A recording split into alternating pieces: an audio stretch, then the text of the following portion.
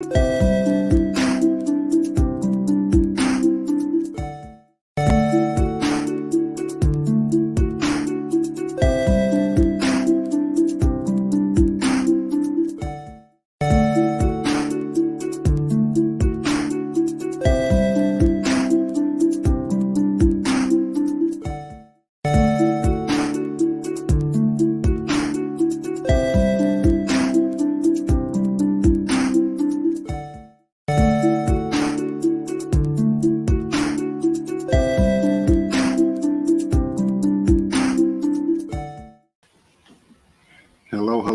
Anyone watching out there? This is the Then Now Gaming Stream. I'm your co-host Lelouch V. I got the boy C Diesel with me. How you doing, my friend? I am doing spectacular, magnificent, splendiferous, all those good words. Splend. How do you spell splendiferous? SPLENDOUS. Oh, I forgot F. There's an F in there somewhere. I used to be good at spelling bees. Anymore. But bottom line, he's feeling good. I am feeling the opposite. I am feeling like I want to destroy hordes of my enemies. So that's what's going to happen. I am going to make some people have some bad days in Crucible today. I am determined. I am not mad at that. I'm not mad at it. Let me make sure I got the right build for that. What do you usually like to run in Crucible? I've been running my Strand Titan a good bit because they added in that new perk where, like, on a slide, you're pretty much throwing like needles in like a wave at people, so you get like an immediate the high ground advantage, for lack of a better term, immediately, and then you're just throwing a fucking wave of darts, so you can hit like a couple at one time. That does a pretty good bit of damage. So I pair that with the new Quicksilver that they have in there, where it's a strand weapon and it has that after rocket. As long as, so if you're hitting people, you're getting that auto rocket. So usually I trade a lot of it. So even if I don't get the outright kill, I usually trade a lot. Word to rocket power for the auto rocket. You know what I'm saying? Mm-hmm. So far it's been pretty solid though, but I've yet to run it with like a full squad. So I haven't been able to rack together as many wins as I would like to. We're gonna try to affect some one and two. Well, what do you usually like to play when you're hitting control? You hitting like the survival? What do you usually playing when you hit your Crucible? I just be clicking random shit because usually when I'm playing Crucible is to get your three pinnacle gear. Yeah. Mm-hmm. So I'll run it for there to get the practice in and kind of just keep it pushing. Fair enough. Grabbing this last bounty from Hawthorne. It's the clan bounty, clan Crucible bounty, and then I'm trying to fuck some people up. I got some anger to channel. Let me make sure I got the fashion right. We got to make sure the drip is going just fine. Oh yeah, drip check is definitely primary. I don't know if I'm passing my drip check right now. I'm okay. This chest piece isn't working for me. Okay, I think I can share mine actually. Let me see if I can share mine. Share screen. Yeah, there we go. Got one. I figure out which one of these I want to keep. Go with the lion. I like the gray in there. It's a little bit of brown. Let me see. I need some more gold accent. Jacket. I need some more gold accents in my shit, and they're just no. Because there's an opinion on Titan armor. I don't know if you've ever heard it. Some y'all wanted to run it by you, Charlie. Okay. The opinion is like all the Titan armor is either set to make you look like a mech, a super soldier, or a knight. Do you disagree with that, or what do you think? I don't disagree entirely. I think obviously I don't have as many ornaments as I would like yet, so my choices in the matter are fairly limited. But do you know the process of actually getting those without having to pay for them? I've gotten a couple through that not Zer, but the one guy like the celebration mission on like the northeast side of the destination map. You know what I'm talking about? Gold or whatever else. I'm not completely sure, but I actually while I'm here, I'll show you that before I go. Let's switch back over to research. If you, yeah, you know where this is, right? In the tower. Yeah.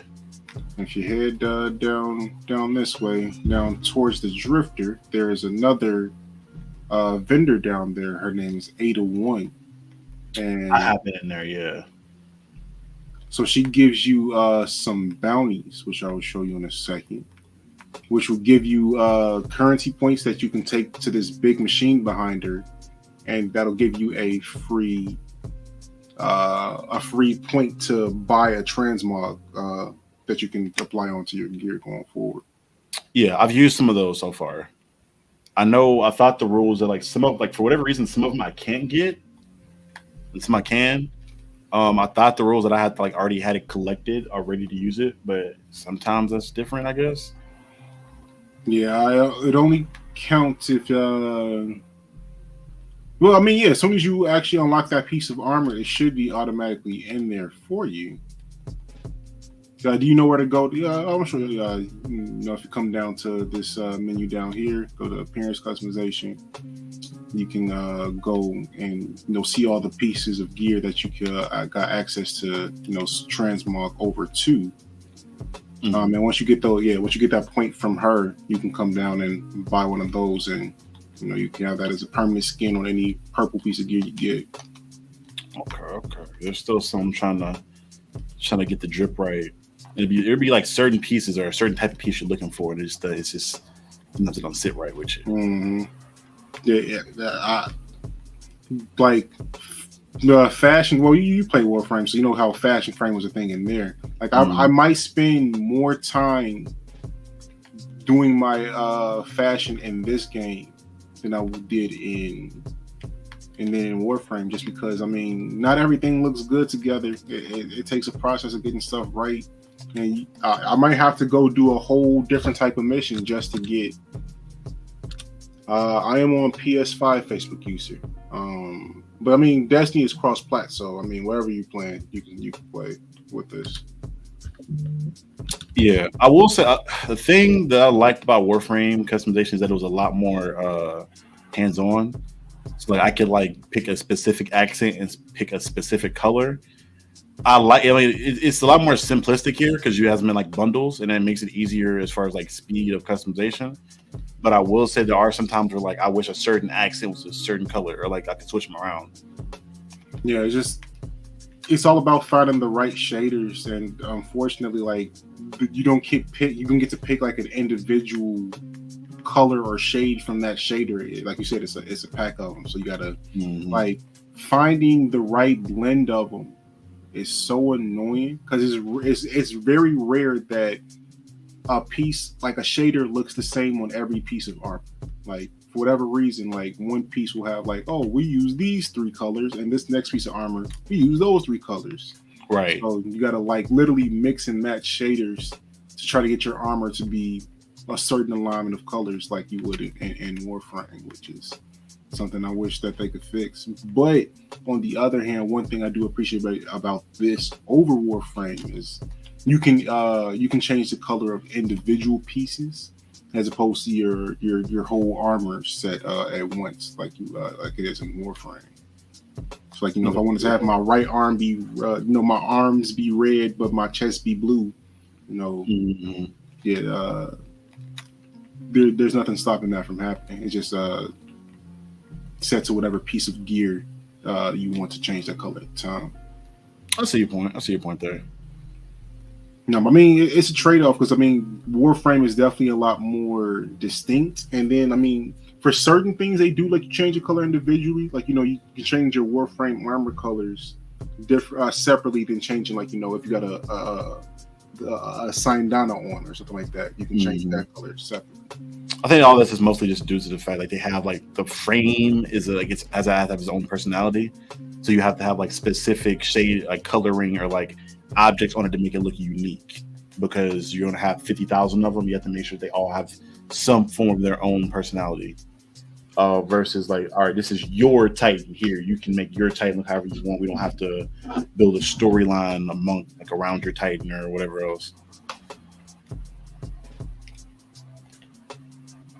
Quicksilver Storm. Okay, we rocking with that. Where's the shotty at? I know I got a shotgun. Okay, we're gonna rock with the shotty. And then for the super, do I want to have you gotten the auto rifle to drop with this perk here yet? Reconstruction. This weapon slowly reloads itself over time up to double the capacity. I think so. It's nice. Seen it before. It is. If I don't, well, no. What I saw was that I had it was like a Warlock Legend exotic piece. That had that on it, but that's it's a boots transversal steps. That's they do that for it. But that's just on the auto rifle itself. Like if I have it stowed, like say if I'm running around with my bow for a little bit, I can come back. I can end up having 80 bullets in it instead of the regular 40. Okay. I'm trying to see. I wish that I could switch shotguns around because I have this strand shotgun that's nasty, that's built for like close combat. Like I get bonus damage when I'm surrounded. I get increased handling when no abilities are fully charged. Surrounded is a good PvE perk. Terrible for PvP. You don't want to use that. That's some bad luck. Really? Okay. Yeah. Because I mean, in most cases, if you're surrounded in PvP, you're dead. Right. My thought process being, if I'm surrounded, because you don't want to do a sprint in PvP. Because you don't focus on PvP. We have big shotties. Shotties, fusions, snipers. There's quite a few things that can one shot you. So we got that. We got a shotgun here for close range. And I think I'm gonna rock out with do I want the sword? Yeah, I want the sword. I want the sword. Forget. You know what? I lied. Work out with the machine gun. That's what we'll do.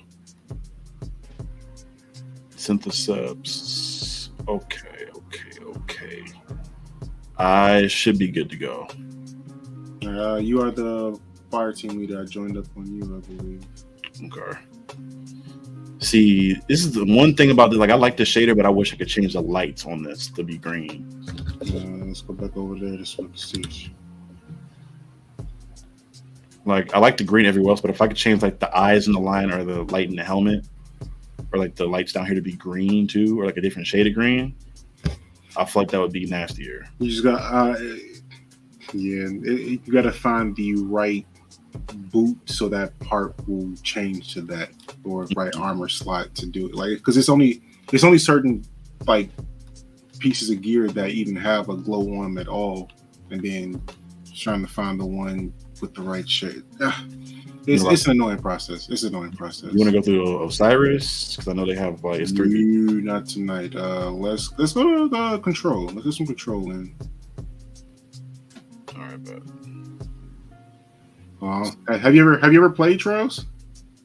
Yeah, I played it a couple times. Trying to get through the pinnacle gear drop faster. I was like, 3v3, cool, it'll be faster. Yeah, Trials is the equivalent of the Rec. Well, no, not the Rec. Pro-Am in Destiny. Okay. That's the type of competition you're gonna see when you get in there.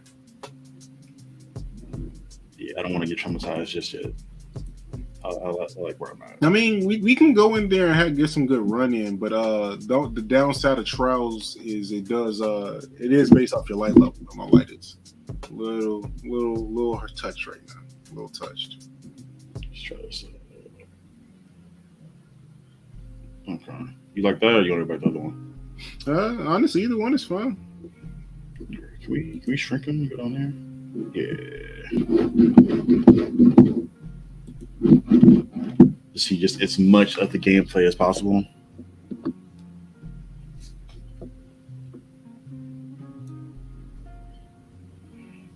Oh my god.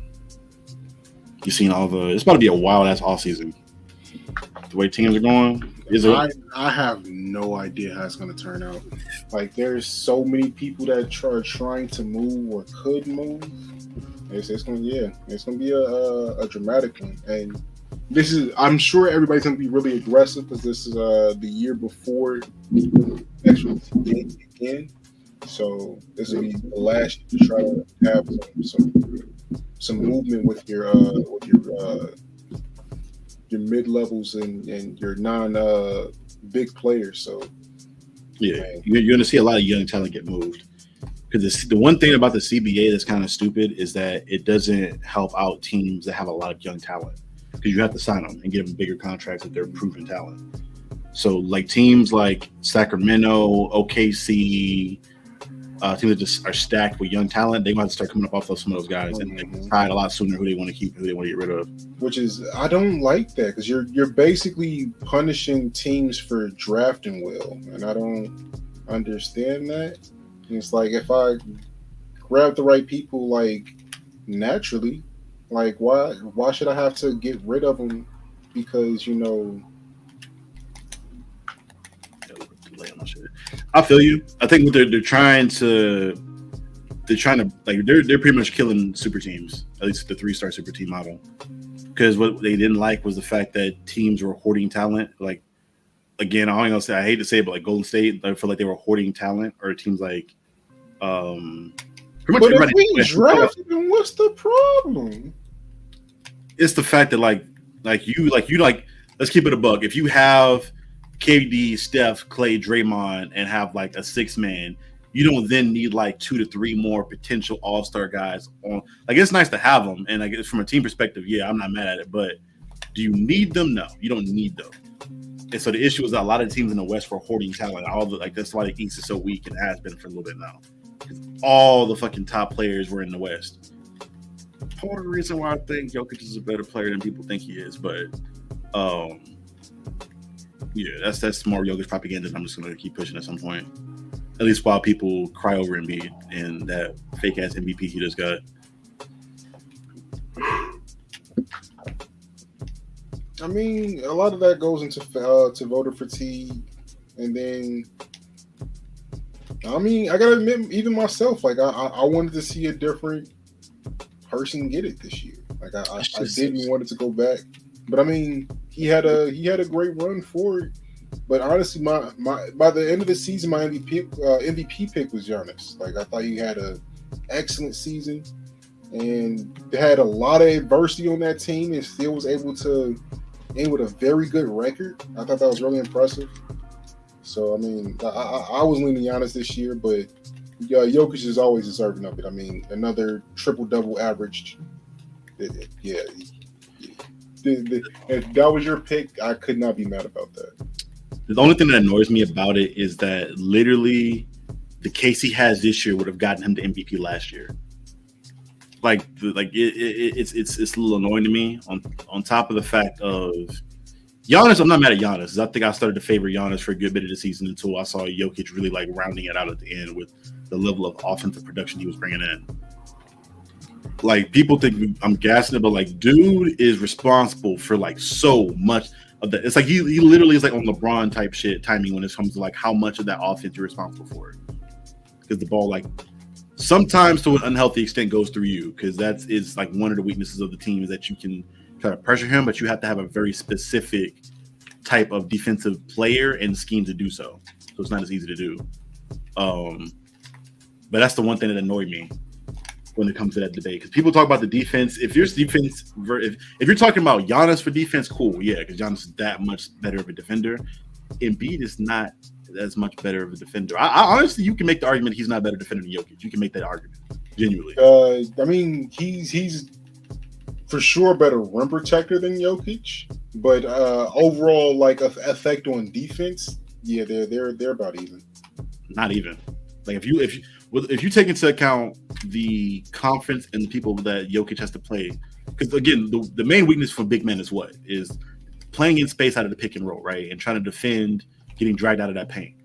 And on a daily basis, you're seeing Jokic having to do that with players like Luka Doncic, Steph Curry, LeBron James, Damian Lillard, like guys that are the best in the NBA at doing so, versus Embiid having to do that with nowhere near as good. Like maybe you could argue like the Tatums, but even then Tatum falls in love with the three a lot, so he's not really putting a lot of pressure on the bigs as much, which is part of the reason why they lost this year and part of the reason why his offense was so like wishy-washy. You could argue Bradley Beal's been hurt. He's hurt a lot, so I can't even say Bradley Beal. I would say Trey, but Trey is really inefficient too. He's just not as many. Like most of the guys that operate at that pick and roll and murder out of that are in the West. People that Jokic play on a daily basis, and he's not getting cooked. Versus Embiid is like actively, whenever he plays like somebody from that conference and he's having to play in that kind of coverage, he's getting ate up all the time. All the time, because he doesn't move. He doesn't move. Yeah, I mean, he doesn't slide his feet well, which is why their defense is engineered to draw people to him so he can get those contests. I mean, when that works effectively, I mean, when they get the person to go to him, he's doing a very good job of at least either altering players or getting them block altogether. Like I won't take that away from Embiid. I won't take it away from him, but then on the other end, like with Jokic, I think he averaged, as far as you want to go to block specifically, I think it was like one less block, because I think Jokic averaged like 1.2 or 1.4. I mean, but the difference between a block in the NBA is gigantic. Like one whole block per game. Like, yeah, but if a lot of people are separated by like a percentage of a block. You know what I'm saying? Yeah, but if we're talking about like the advantage Jokic has on his ability to cover and defend in space, and then you're going to take like that block there, and as far as that discrepancy there, I think the ability for him to defend in space is significantly better than the gap he has when it comes to blocks there. And even then, when it comes to that block rate, it's also skewed by like the fact, like you said, because Embiid can't move his feet, they have to funnel people to him, because that's the only way that they can like hide him on that specific part of defense, because he can't move his feet. But I mean, but that's a good defensive scheme if you're driving people towards a strength that you have, right? Yeah, it's a good scheme. I'm not saying it's a bad scheme. I'm just saying that's one of the ways that like Doc. That's one thing I will say Doc did well as far as like scheming to cover up Embiid's weaknesses, like his inability to pass out of a double team. He did that by putting him at the high post. Like he played primarily out of that free throw line area. Or the same thing with defense. Like he hid his weaknesses a lot. Doc just doesn't make adjustments. Versus Mike Malone doesn't really have to make as many like schemes to defend. Like Jokic, he just can do that. He can move his feet. The only thing you can argue as far as like is like the rim protection to an extent, but even then it's not like he's not barbecue chicken down there like he was like 3 years ago. One, he's defensive, and then two, he's not barbecue chicken. But I mean, if you get the step on Jokic, he's not making that up with length like Embiid does. I can't even say that. From like watching a whole series against them, because I'm like, I watched AD eat up the defensive player of the year in a scheme that favored him as far as him attacking the rim under that basket.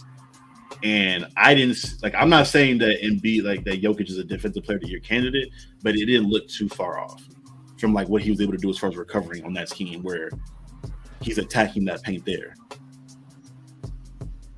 And then you already like it's already tough to drag him out the paint like that because he moves his feet. Unless you have like you got to have like a Damian or a Lillard or like a Steph type of dude that can burn you on the slightest look of openness on that pick and roll or that handoff or whatever it is to draw him out. Like if you don't have those like quick trigger snipers, it's going to be really tough to put him at a huge disadvantage. Hey Aisha, when you coming on? Oh God. I already talked to Ebony. I'm like, I talked to Ebony now. I got to talk to Aisha at some point. Yeah, I mean, they just interviewed me on their show last Sunday. I think we had a good talk. We definitely get you on more stuff, Aisha. That's my people's. Sure. Shit. I got like a delay, so I'm like behind by a second, but it's fine. I'm gonna still get these kills though. But yeah, that's just me though. Embiid just has a lot of like his weaknesses are just a lot more exploitable from what I'm seeing than like Jokic is just it's so hard to stop that man. It's so hard. And it has been hard for a long time now. Yeah, I mean, they're going to be a dominant force in the league for a minute. There's no question there. I'm curious to know how they adjust to being, like the hunted now. Because I mean, yes, they were a top seed, but nobody considered them like dangerous. Now they go to be like, oh, they're going to get everybody's best game every night. I'm sure they'll be able to handle it. I'm just curious to see how they will. I don't know if they didn't. I think people didn't consider them dangerous because they didn't watch them. Like if we're talking about the level of competition they played since 2020 and in 2020, and how they've competed against that competition, being the Warriors who were champs and defending champs. Depending on how highly you see the Flippers, I mean that's supposed to be an elite defensive team that they upset. They're playing the Lakers, they lose to the Lakers. Literally anybody that like they don't really lose to anybody that's like below them, if that makes any sense. As far as like if they're favored in the series, they're usually winning that series, and they play up to expectations usually. But I think just through lack of national broadcast of games and just the fact that I still think there's a little bit of xenoverse in the league where people don't respect foreign players that don't really like them like that as much. Xenophobia. No, I meant what I said. It's a trigger word for you too. That's why I said xenoverse. Yeah. Yeah. There's a good bit of it there. I think players like Giannis are starting to come to the other side of it because he shows a little bit more personality, and like Luka is a little bit more showy. But people do not really respect Jokic like that because he's really uninterested. But he'll get it. Like just this year, you saw him like when they won. You're seeing Jamal Murray crying, Aaron Gordon is crying, Jokic is drinking a beer, and it's like, all right, I'm ready to go home. No, he was emotional for a point of that too. It's just that by the time like they got to the cameras, like, yeah, I'm not going. That's not for the world. That's for me. I didn't see that man. That man looked like he was in lack of emotion. And they asked him like, "Hey, you going to the parade?" He's like, "When is parade? Tomorrow." Fuck! I want to go home. Yeah, did you remember? You saw he lost the Finals MVP trophy like the day after. He just like put it down somewhere. I ain't never heard nobody losing it that like the day after. I never knew you had it, Lala. I never knew you like fully like downloaded it and was trying to play. But let me know. Hit me up. I will do a training session. I enjoy doing those. Get Chris in here too. And have a full fire team to practice with. On the nerd tip though, you seen that that Marvel just got the rights back for the Hulk. Finally. Which I'm surprised that they finally let that go. This seemed like they were fighting that for the longest time of Sony not having. I mean, Sony or was it?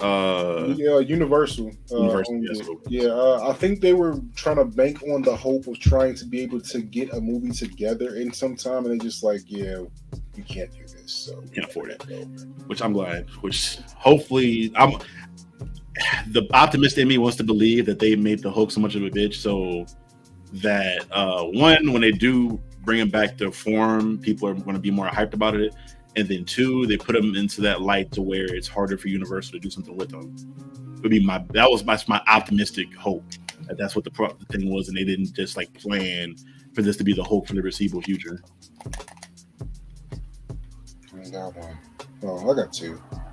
That was my hope, right? Because he ain't been feeling real Hulkish as of late.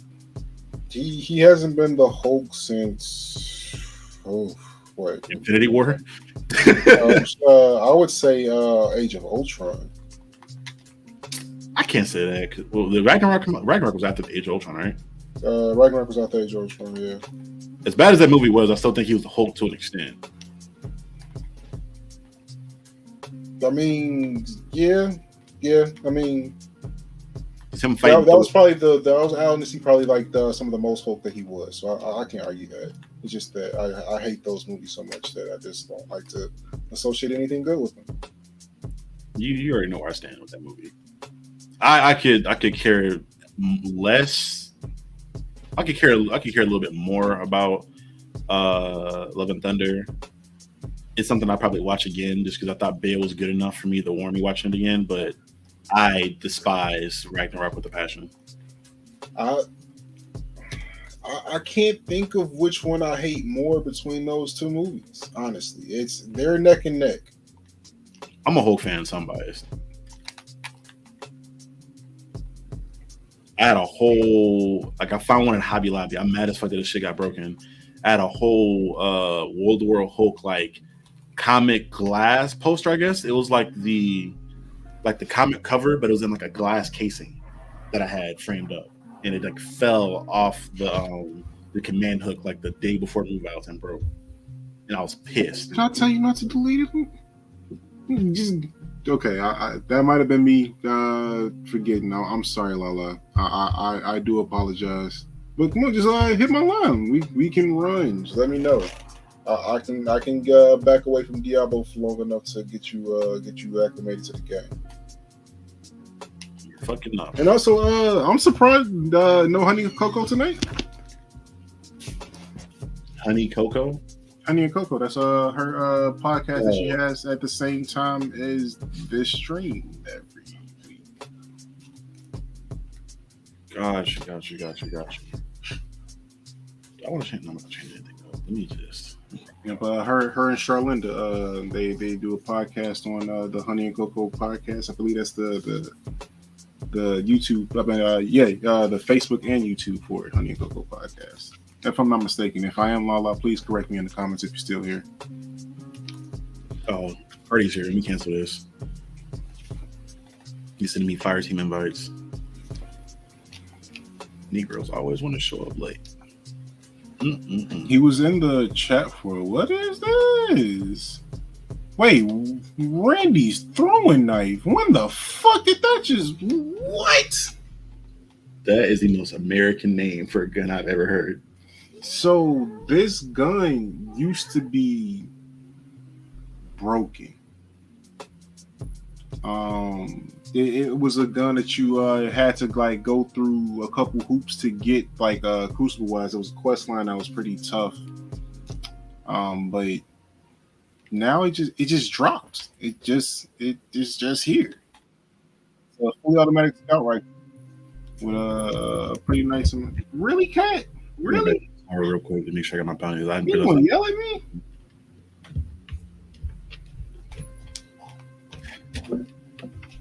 Yes, I don't know if Cardi has his bounties on either, so we give him a second to get his stuff on.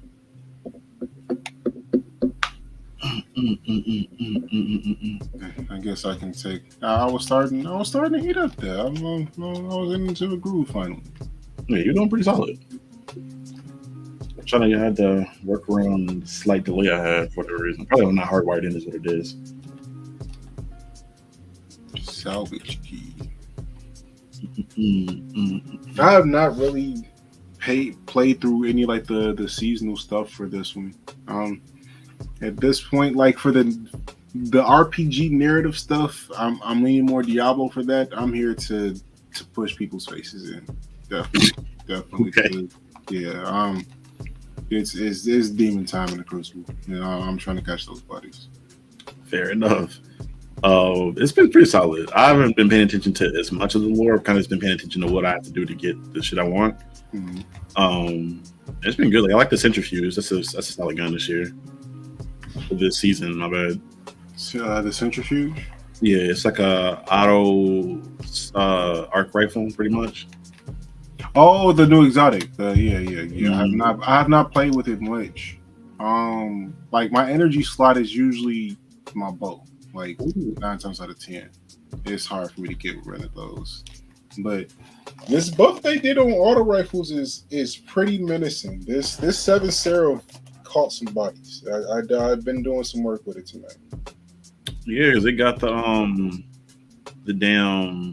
goddamn Quicksilver is like disgusting now. Yeah, Quicksilver Storm. Yeah, I got it on my Titan. I still haven't really used it. But I mean, it's got I think it's got the same rate of fire as this carbine. Let me check.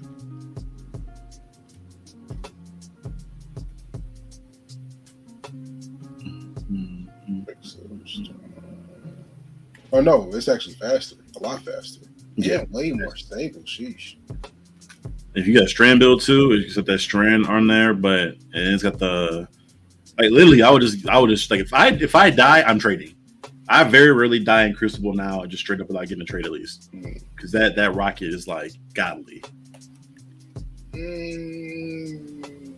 Judging by the KDs, that's not completely accurate. Fair enough. It's godly for me at least. For what I feel. No, I'm saying you're either majority trading. It was like I saw some sub 1 KDs. Man, we gotta get you more acclimated to Crucible stuff, because I don't think I've ever really played a shooter with you, like competitively. No, you didn't play Siege at all. No, you didn't. No. The only shooters I really ever played, the only shooters I ever put time into get good at were like Rainbow Six Siege and Titanfall 2. Besides that, I did not touch shooters too much. I miss it so bad, bro. Like the fact that they really ripped apart that game to make the Travis. Well, I can't call it a travesty, but it's just. I don't enjoy Apex, bro. That shit is. He barely enjoyed it. He barely enjoys Apex. As much as he be playing that shit, I'd be surprised. Because Stan is also a masochist. That is true. Because he's trying to run 2K a lot more too, and I'm just like, bro, we need this fifth. I'm tired of rolling the dice on this fifth. And the fifth, you got to be like 74. Yeah, like having to readjust to a different play style basically every game. I mean, it's not impossible to do, and honestly, a lot of times we do end up winning, but shouldn't be fun. You struggle too much. I'd be tired of. I'd jump from like one of the 5 builds just to make sure that new person or the team can like get everything we need. Which is why I made the other people, and I enjoy making new builds. But consider how expensive it is to level up somebody this year, bro, or how much time you have to put in, like season-wise, to get the VC. It's fucking crazy. It is nuts, bro. My formula, I paid the money for the first player, and I'm just stacking up VC from my career because I play all the endorsements and stack up VC from those.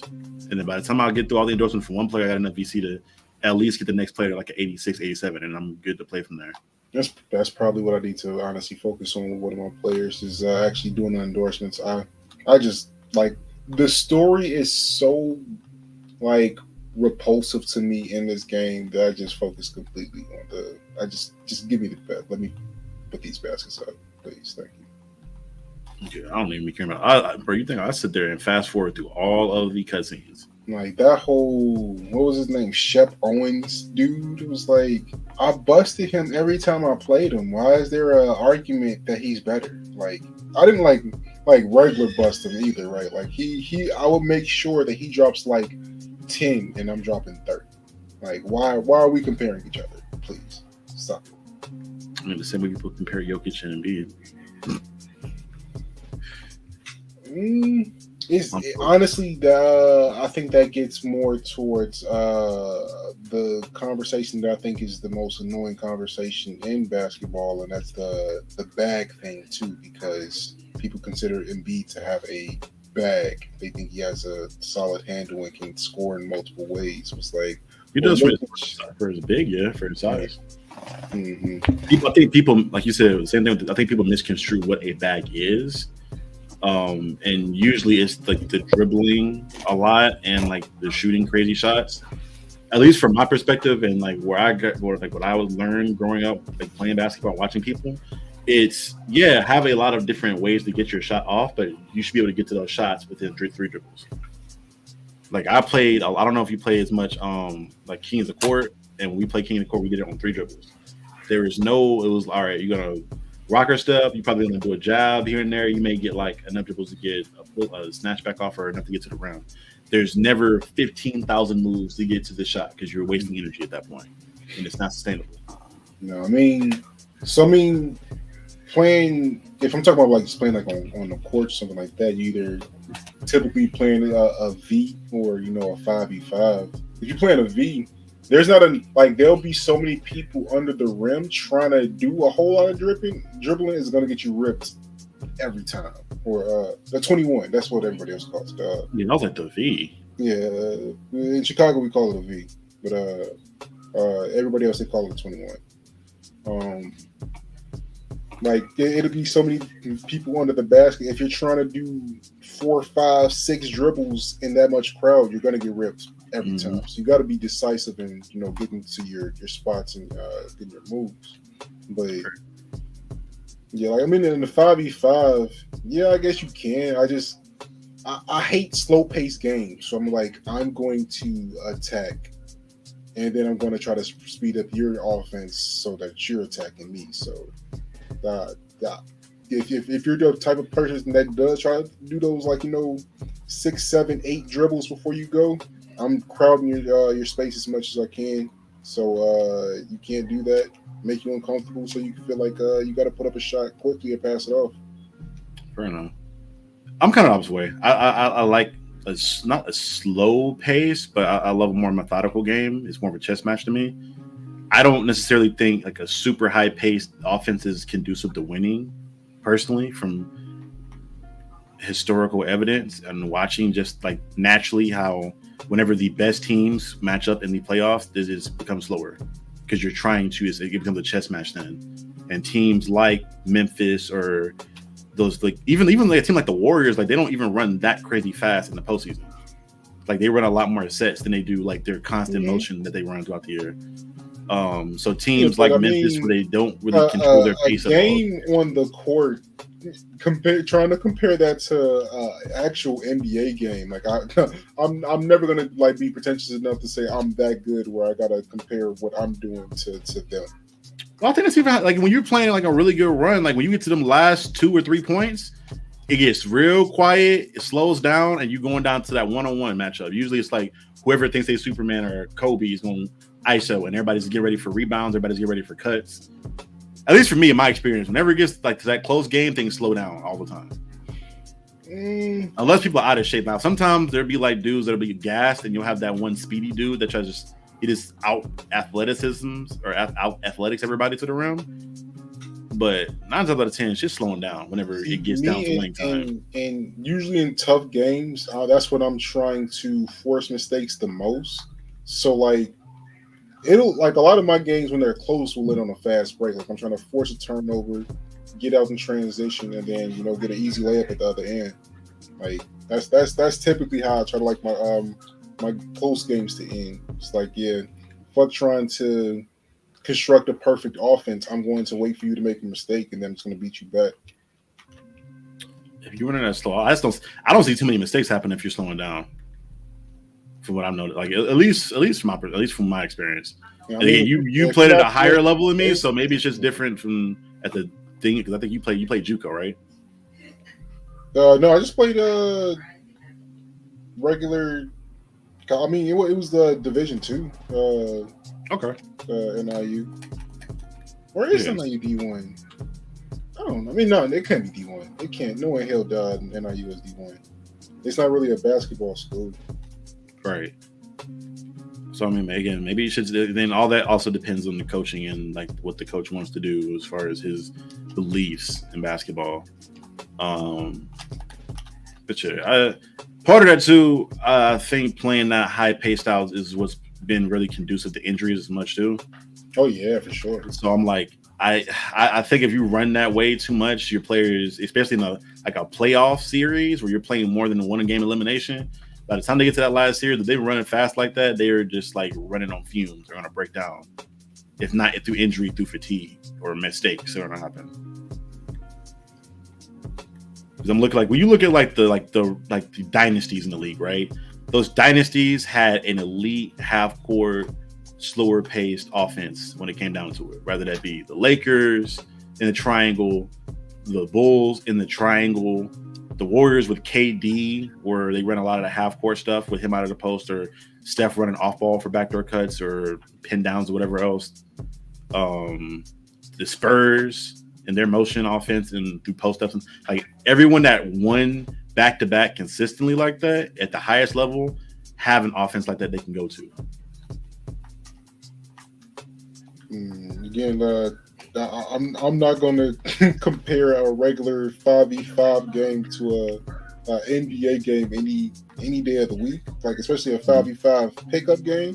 Mm-hmm. So I mean, I would never try. Like usually in pickup, like I might not even know who my teammates are. So trying to construct a high level offense. Oh yeah, fair enough. I know I don't be going nowhere unless I got some kind of a crew with me. The only times I've like pulled up to a court like by myself playing with randoms is in college, and even then I'm not from there, so I am playing very passive because I don't want no smoke with nobody. If I'm in a neighborhood I ain't never been in, I am not playing too aggressive. I gonna cap, bro. The way shit goes now today. I am shooting. I'm looking for whoever think they the best, and I'm saying I'm guarding him. That's usually me. Y'all can have that shit. I'm fighting for these boards down here. I'm like, oh, I've heard too many stories about you shooting and then somebody else shooting, but with some other shit, or niggas going somewhere. If you out there being like just disrespectful about it, then yeah, like somebody might take some offense to it. But like, I mean, if I'm just out there to hoop, most times, like if you just like I damn near be on my Kawhi shit. Like I'm not even really talking. I'm just like, all right, I'm gonna get this next basket that I can get. You know what I'm saying, trying to really be disruptive on defense, like force mistakes. That's more so my goal in playing defense than anything. Is force them to make mistakes that I can exploit, either so I can cause turn on myself, or let one of my teammates get a steal or something like that. But anything I can do to stop them from doing what they want to do, if that makes any sense. Yeah, I feel you. I feel like I'm similar to an extent. I'm a dirty work dude. Like I for most of the fact that usually when I'm playing with, as me being usually the bigger dude, I'm playing with guards. They just want to hot dog your shit. Let me just get these boards real quick, or let me get ready for this putback. I'm literally just putting up Andre Drummond numbers where I'm in a 20-20 game. Because dudes is going to shoot the ball a million times over. Sometimes you'll get a dude that'll really feed you to an extent, and I'll be like, all right, cool, I get to do some shit here. But 9 times out of 10, dudes is just stay there launching, and I'm like, all right, let me. If you make it, man, I'm gonna abuse that as long as you make it. Because I use some energy on defense. See, that's the only annoying shit about that though is when niggas that like be gassing the offense and like throwing shit up before you can even cross half court. As a big, if I get a board and throw it out, and by the time I get to half court on the other end, you already shot the ball.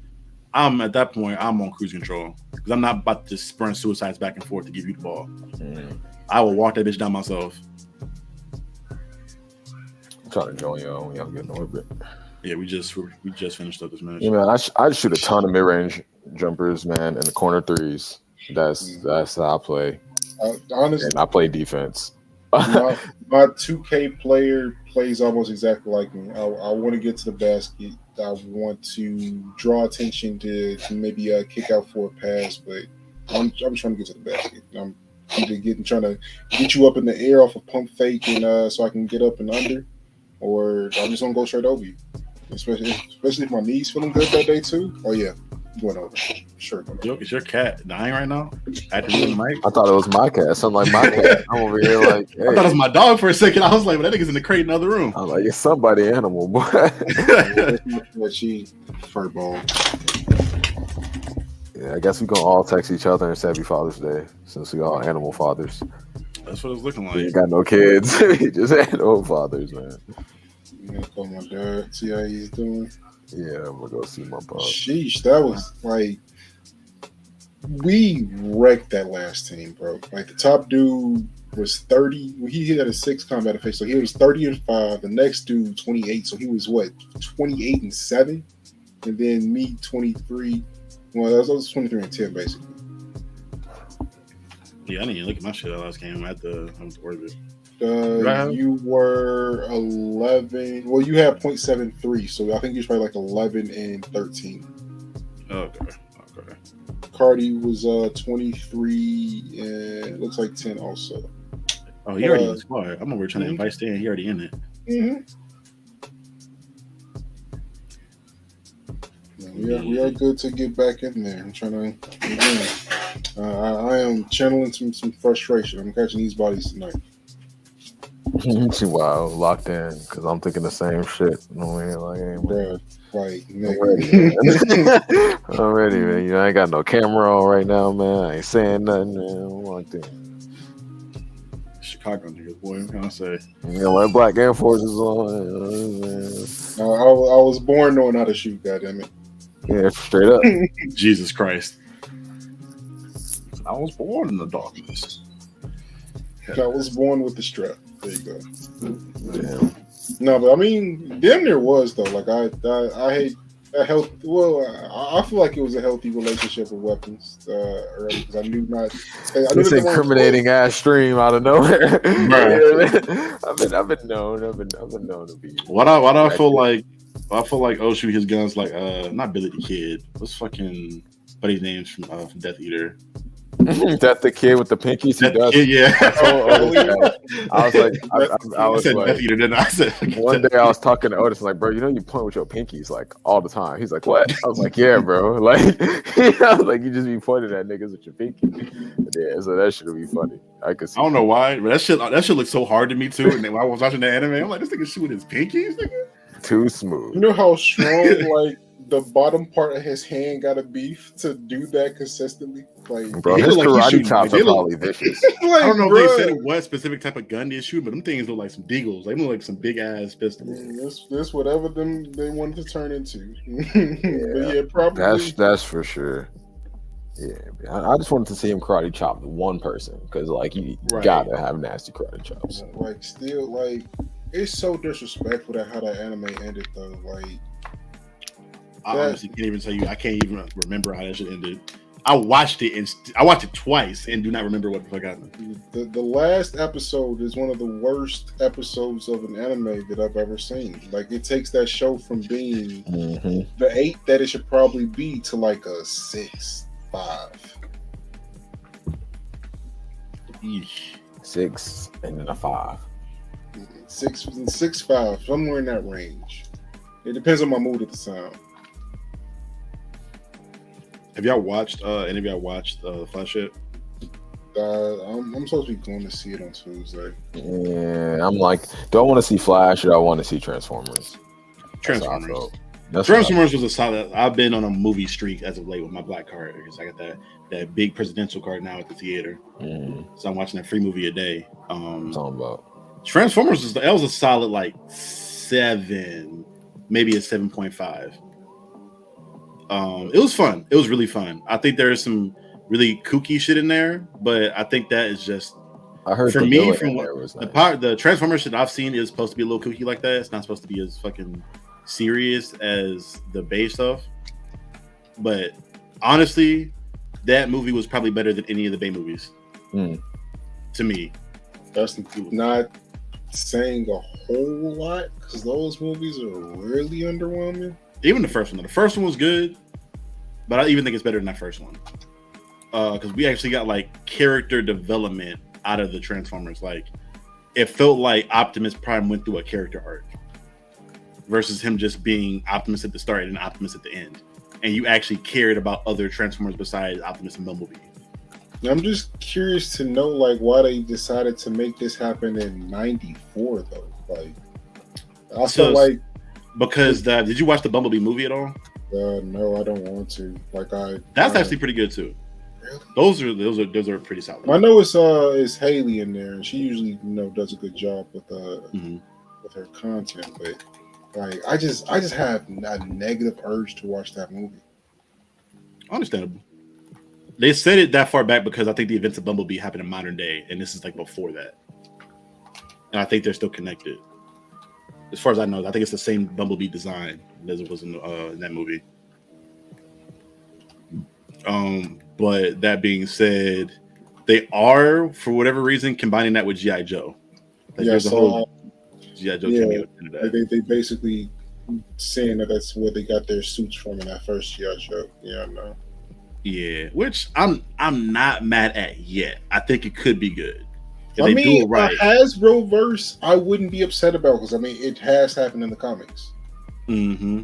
So I mean, I wouldn't like bring in more Hasbro titles if you're gonna do that. Which makes sense because there is a Transformers Power Ranger super suit at the end of this movie, which didn't look bad. It just a Megazord or like a like a Power Ranger. It's like a regular Power Ranger suit. Oh, yeah. It looked the action was fine. I thought you were talking to me, nigga. I was. Like, you were shooting in my direction, and there was like 3 dudes behind you. Oh yeah, that's why I jumped into this little side garage here. Fuck, I lost my fucking. What was I thinking? Yes, the action was good. That's the best thing about that movie is the action. Obviously, I think it was done well, and they actually made you care about the Transformers to an extent. I mean, so it's solid. I think it's at worst, at the absolute worst, it's a 6. At the absolute worst, at its best, it's like an 8 at its best. So I think it balances out somewhere around like a 7.5 to me. Yeah, everything that I'm hearing about it's about what I expected.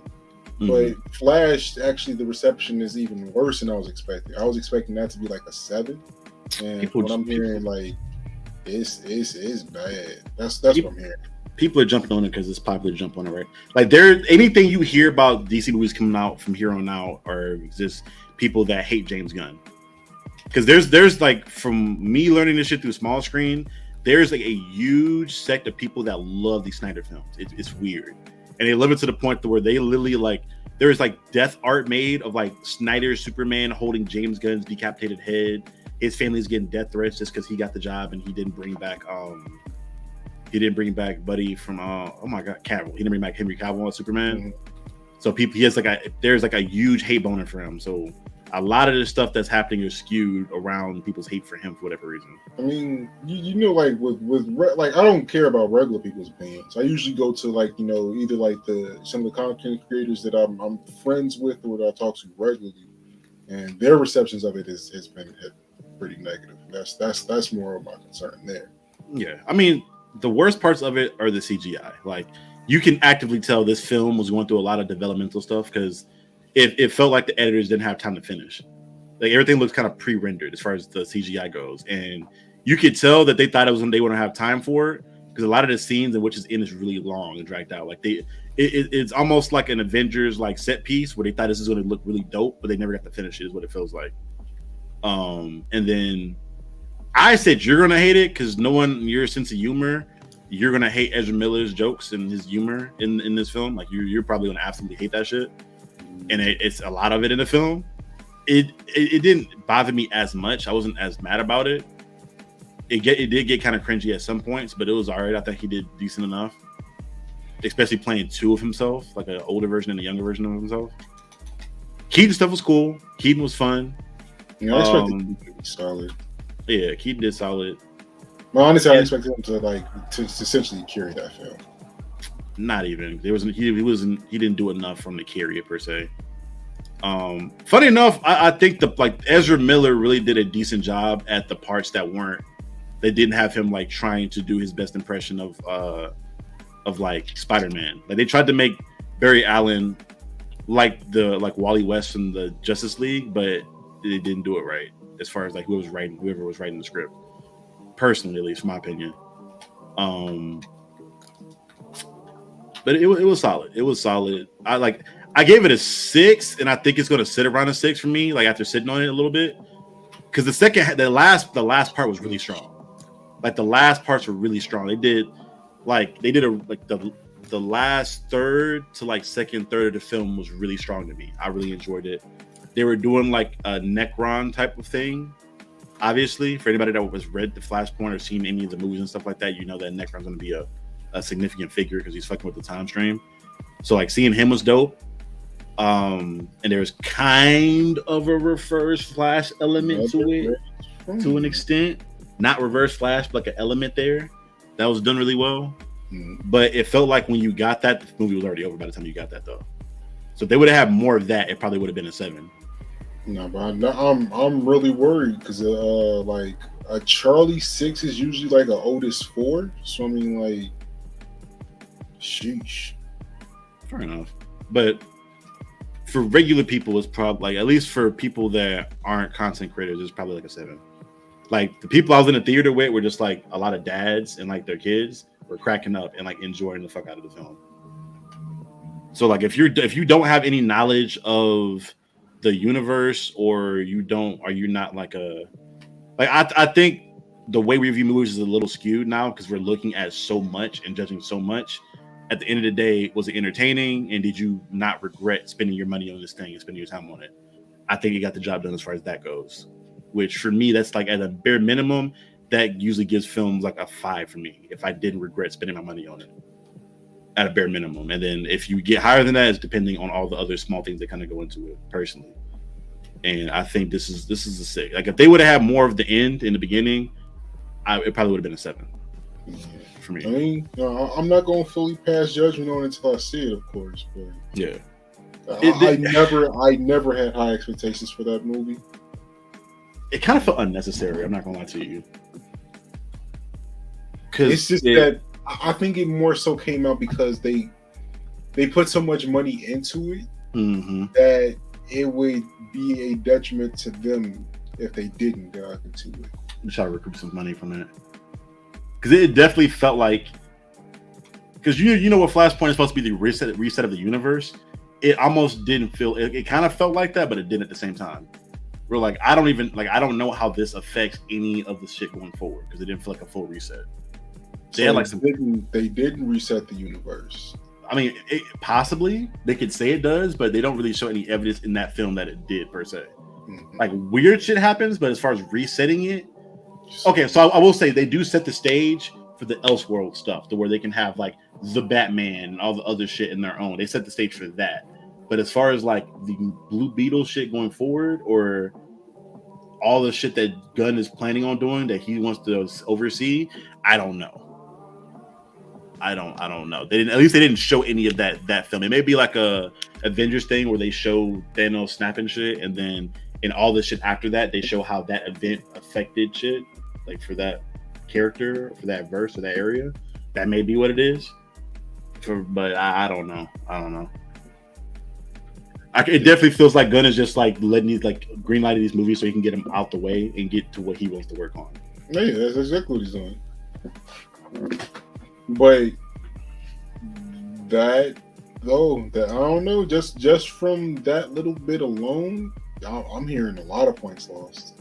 Yeah, like oh, you're gonna hate it. I already know. I like knowing you and like how you've looked at other shit. You're gonna hate it. You're gonna give it like a 3 probably.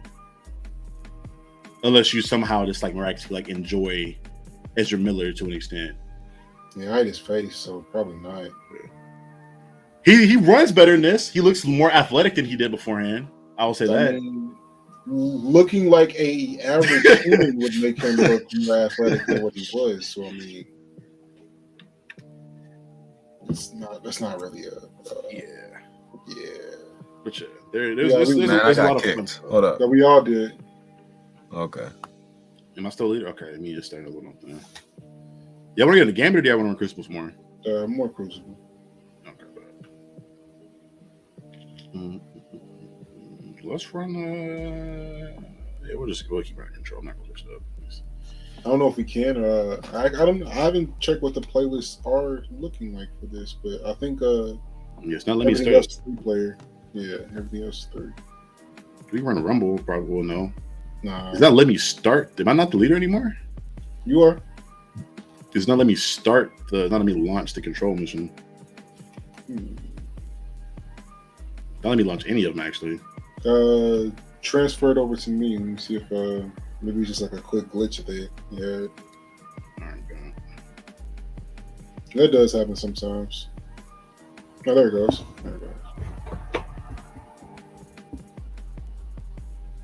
But it's all though. I'm kind of just holding my hope for DC stuff until like the stuff that was announced in that James Gunn that DC thing that James Gunn led or dropped. Like when the Lantern show drops, when the Authority drops, when Batman and the new Superman drops, that's when I'll start like critiquing Gunn stuff really heavily.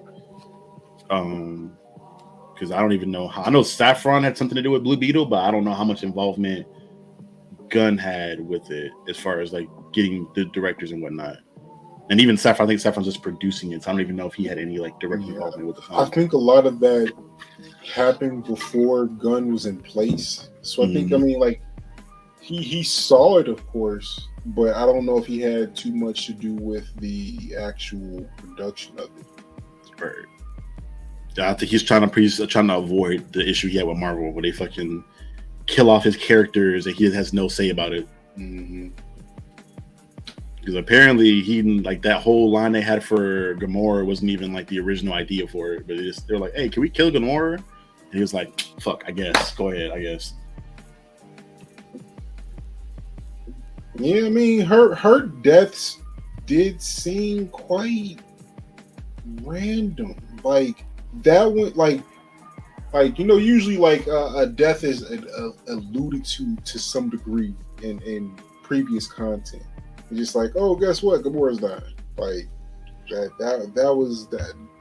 I didn't like that one too much, but I mean, I don't think it hurt the story. But if there is a flaw in that Infinity War movie, it is that came up nowhere. Yeah, so here's what it is. That's the one thing that I hope that DC has over Marvel going forward is that they can have a lot more continuity or have room to not have to unite everything. Because I'm starting to get annoyed with everybody wanting to have a multiverse or like a universe. You can just have one movie or one series and just make that series good. You don't have to have a multiverse. Because I mean, shit, even all the way down to Power, they have a power verse with different sets of drug dealers, bro, in different places. Like, okay, it's like, how many times can you do the same type of plot line with these drug niggas that sell drugs? Cool, I get it. All right, cool. FBI's involved. Cool, yeah. Again, now you got the FBI in Chicago. Now you got FBI. There's a snitch inside. There's a FBI agent infiltrating. The FBI infiltrating is a love interest. Oh God, it's crazy. Oh God, yeah. It's like drug dealer days of our lives, bro. Niggas talk a lot of shit about soap operas, but yeah, bro, those shits are telenovelas. Oh my God, bro. As the world turns, type shit. Brave and the Bold, or Bold and the Beautiful.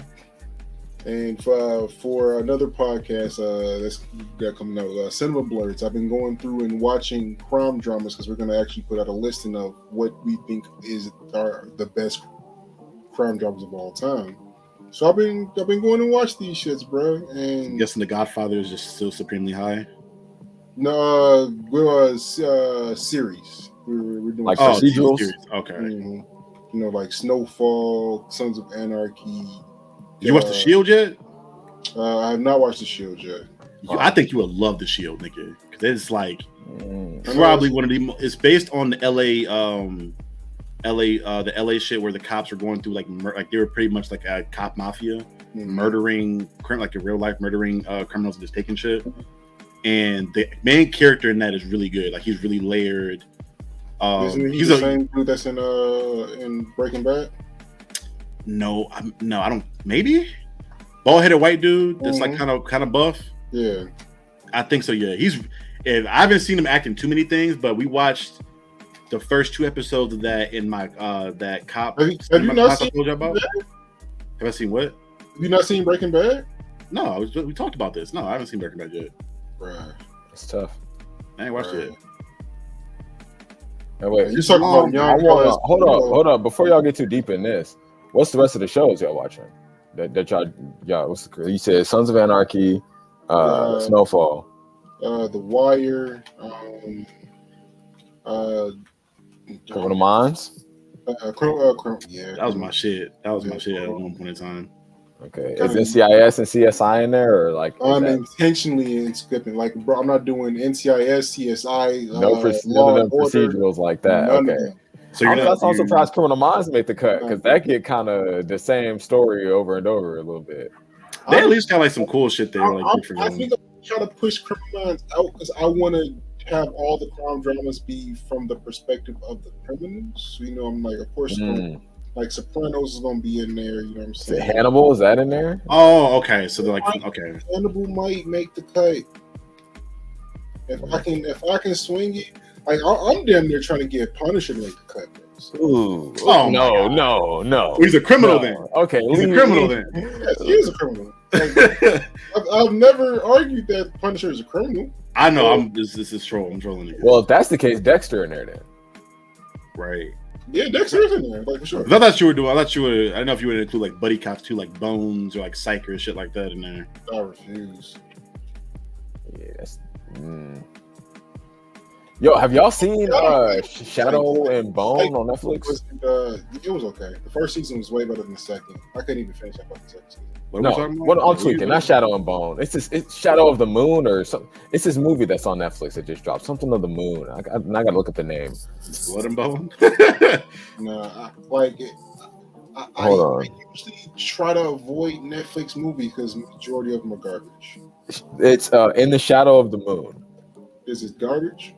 It's not horrible yet, and I'm trying to decide if the actor that's in it is the same actor from Dexter or not, or if this is just his doppelganger or something. Because it looks just like him, and I'm like, yo, is this him?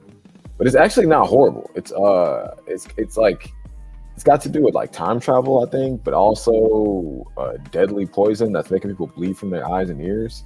I'm trying to still figure out what's going on, but yeah, it's actually not bad. It's not bad. It's just Netflix, like Netflix, they suffer from like the fact they flood the market, but they really got some hitters. If you like, when you look at their resume of like the shows or movies that have like, I don't know, hit, but like Jennifer Lopez is weird. They've had some shows hit pretty heavy. Yeah. What movie have they hit like out the park? Like, cause I think their best movie is probably The Gray Man, and that's like at best like a 7.5, 8. Yeah, but I think they make good movies like that. Just make me The Gray Man. What was that one with the immortal like agents? Old guard. The old guard. Yeah, like make movies like that. And like those crap. That was good to me. I like Red Notice, but I do love Ryan Reynolds too, so I'm biased there. I like the other one more than Red Notice. The one we had with old dude that was a Straight Outta Compton. What was that movie called? There's Ryan Reynolds in there? Yeah, Ryan Reynolds, and the black dude that was in Straight Outta Compton that played Dr. Dre, and who else is in that movie?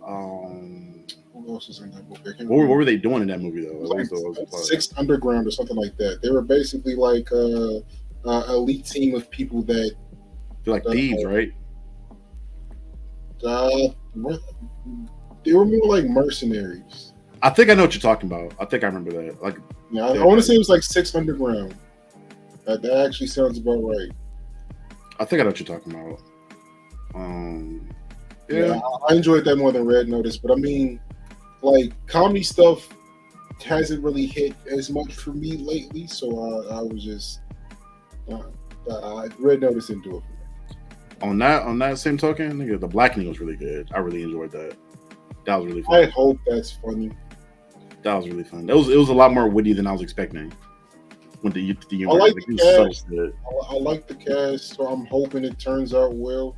But I do want to see that in theater. Actually, I want a sequel to that like ASAP. I definitely got to see the same cast like run it back with some other story. It was like all the best parts of the Scary Movie franchise, but it wasn't a slapstick. Like the humor, like they had some slapstick humor in there, but it wasn't like to the extent of like a ghost having sex. Too, bro, I checked out a Scary Movie. I was in and out. There were some parts that I fucked with, and then other parts I was like, okay, it's kind of. I just don't like comedies like at all. I'm not really like a comedy enjoyer. I don't know. It's not that I don't find stuff funny. Like I have a sense of humor. I just don't like comedies. Comedies are really lower quality writing, and it bothers me. Like they rely too heavily on the humor to carry it. It was like make a movie that happens to be funny. Don't just make a funny movie. Right. I mean, it depends on what you're prioritizing. If you're trying to make a funny movie, I ain't mad at it. I'd rather watch. As long as I laugh, like I like to laugh. Like as long as I'm laughing, I don't care. Like a movie like Ted, I laugh like fuck at that movie, but it was not like written. I did not witty at all. I love that movie. It's a movie you can watch once. Like I would never put on Ted. Like I'm not one that like. I was really hopeful for it, bro, because like I saw the cast, I was like, oh, this is like Family Guy the movie plus Mark Wahlberg, and it was like, oh, okay, there's a Thunder Buddies. That shit was Thunder Buddies, bro. Thunder Buddies, you can suck. Oh man, that shit was hilarious for me. Fuck you, Thunder. You can suck my dick. You can suck my dick. That shit was whack as fuck. That shit was hilarious. Oh, wow. I just like to laugh, man. If you can make me laugh at a movie like that, and it's quotable. I enjoyed the well written stuff, but if you can give me a funny moment. And I agree with Stan. Movies like that you can't really watch more than once. Like I watched Ted for the second time because I was bored, and it felt like a chore because I'd seen this already, so there's no like shock value or like initial humor for it. I know it's coming. Let me see, but a movie like Scott Pilgrim, that's one of my favorite movies of all time. Like I can watch that. That's a comedy to you? Yeah. Right, it's the right amount. Yeah, it looked more like it was like a I didn't laugh at that at all. It was like a sci-fi. I was at point like a couple of things I chuckled at, but that felt more like I kind of looked at that in the same vein as like a Kick-Ass, where it was like it's like a fantasy type of that's the level of humor I'm okay with. Like I don't want it to be the front piece of a movie. Like let it be in there, but like make a movie. You know what I'm saying? Just like Soul Plane. Oh, nigga. Weak as fuck. Nigga. Oh my god. That stopped being funny for me after like the third watch. The only comedy movie I like really is Pootie Tang. Pootie Tang is hilarious.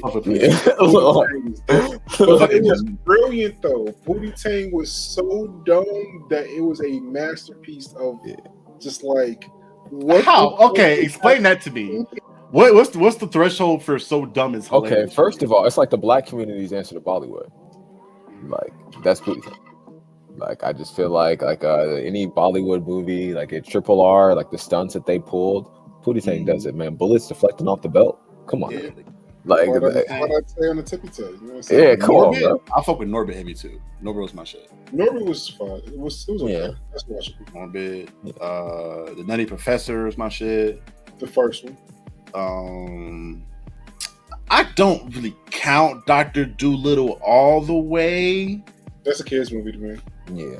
Yeah, it was. That's one of those kids movies I don't mind watching because I thought it was. Yeah, they don't really count. They just stay in the kids genre. Right. Don't you dare say any Madea movies. You said what? So don't you dare say any Madea movies. I'm trying to think. I feel like they was all supposed to be comedies. Yeah, they are. Unless it's like the Wrath of Angry Black Woman or whatever. I can never watch again either. Like after one watch of that, I was like, I get it. Yeah, they really had Chris Brown going off in that one. Yeah. That nigga was eating that shit up, boy. That's when everybody loved that nigga still. That's when everybody was like, you know what? We can see him being the second Michael Jackson. Wow, man.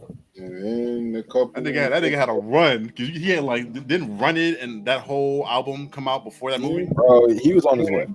He was putting out hits, and then he threw out the hits, and then nobody liked him anymore. Wow. That was subtle. That was disgusting. That was gross. That was gross. It's nasty work. Yeah. Anyway, what the fuck was that? This Christmas, no, he didn't do what was that one movie about Lottery Ticket? He didn't do Lottery Ticket, did he? Stomp the Yard, man. That's not a comedy. Is that a comedy? Oh, I thought we were just talking Chris Brown movies. I thought we were still on Tyler Perry movie. Yeah, I thought we were talking. This Christmas isn't a Tyler Perry movie. Don't disrespect that movie like that. No. Is it not? No. That's why it's watchable. It's just had Chris Brown in it. Was Chris Brown in any Tyler Perry movies? I don't think he would want to degrade his career like that. I'm sorry, Tiana Taylor did it. She was in that, wasn't she? Lance Gross was like carrying Tyler Perry movies for a second. Like, was this? Yeah. Because he was in the one. I think he was like in all the serious ones with like the romance and the scorned black woman thing. Women were piling up theaters to see them. Most definitely. I hate those movies. Hey, we're on BET now, so they're going to be streaming all on BET all the time. Dan, remember the last time I watched cable? True. That is Back in fucking my true, day. man. Go ahead, tell them OG Big Blur. When was the last time you watched cable? LG Big Blur. OG Big Blur. What? Hey, Big Blur. Hey, hey, Big Blur. Monday, he's out there. We want to beat your ass by hand, boy. Hey, what's up, man? We finna get into one of these 3v3 tournaments. I know that, man. Talking playing some basketball, bro. Oh, you can give me 15 games, bro. We just gotta play fast, man. Look, Dev, I need you to hit threes, man. We score nothing but twos. First 21. Get off the court. When I get back in basketball shape, I'll be ready. Bitch. Gotcha.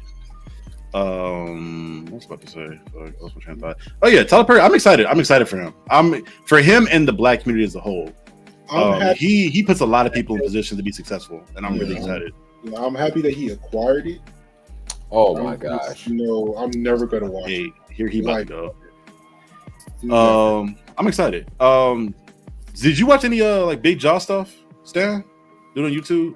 No. LA dude, heavier set, bald headed. No. He does a lot of like YouTube stuff, YouTube comedy stuff, or like shows or whatever. I don't watch things, Dev. Oh yeah, fair enough. But yeah, like Tyler Perry, like he'll go find a lot of those like up and coming content creators and like put them in position to like direct or put them in places for shows and shit. So like now you're telling me he has a studio where he can like give them a place to create that, as well as he has like networks where he can like display that on his own. I'm like, yeah, bro. For like this, I don't think people understand this big. If he does this right, this is a big plus for like black people and black creators as a whole, because we have our own now. Like we have our own. Like there's no like, at least with Tyler Perry and this shit like that, like, there's not a lot of a barrier you can have now, because you have a studio and places to display it on and to debut it on. Mm. So you're cutting out a lot of the white middleman. I mean, kudos to him for making the accomplishment. I just never want to watch his stuff. Hey, bro, hey, you do you. I'm gonna watch that shit if it's good. I'm gonna support. I'm all about supporting our people as a whole. I'm about like my granddaddy at this point. I can't tell you how many bad black movies my granddad had me watching. Or that nigga made me watch BMF with him, and that shit was horrible to me. I hated that shit. Oh yeah, that shit whack as fuck. But that nigga was like, "Hey, bro, you gotta support your people, my nigga. If it's good." I'm like, but it's not. It was watchable. I will say that it was watchable. I hated it because a lot of the writing was really simplistic. But it wasn't like so bad to the point I had to turn that shit off. Plus, I was watching with my granddad, so I wasn't really like tripping on it too much. It was like bonding time. But I will watch something that's not as good if it's like that person's debut or like one of their first movies. I want to you want to see them grow. You're not going to, for your first movie, you're not going to turn out The Dark Knight or some shit like that, or it's going to be that great. It's just, maybe you get lucky, but very, very far and few between that. Can you point at a director where they like had a hit like that on their first two movies? Coogler. That wasn't his first. I'm pretty sure he directed some other shit before that, though. Before his first, was it? It wasn't his directorial debut, was it? I mean, when it comes to like a full-length film, I think it was. We can look it up, but I doubt it. That'll be what studio was Free Will Station under? I couldn't tell you. He's like Universal. And then he got picked up later on. I just died a second. I can look it up. I'm not playing with this match. This is a tough one.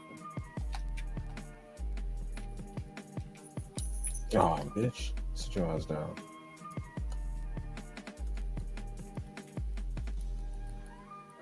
Cooler, Creed, Free Will Station, Judas and the Black Messiah, Wrong Answer, Making Waves. He did the Stephen Curry documentary. That's nuts. A movie called Homeroom, Regarding the Wired, The Sculptor. It's like 6 or it's like 5 movies here that I don't know if they came out after the fact or before the fact, but you don't have dates on it? You don't have any dates on it?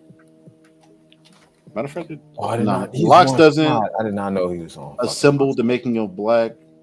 Anthem. That's 20. I don't think that's come out yet. This movie, The Locks doesn't. This movie called Regarding the War doesn't. This movie called The Sculptor doesn't have a date on it. Free Will Station came out in what year? 2013. So I don't. The wrong answer doesn't have either. These movies haven't come out yet, or just come out. Hold on.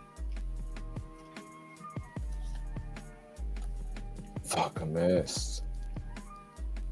Oh, he didn't direct this. Okay, yeah, I guess he was a producer on it. I guess.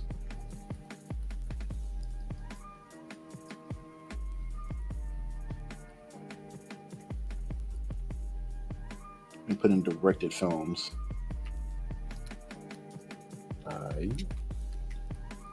So the Sculptor, what year did that come out?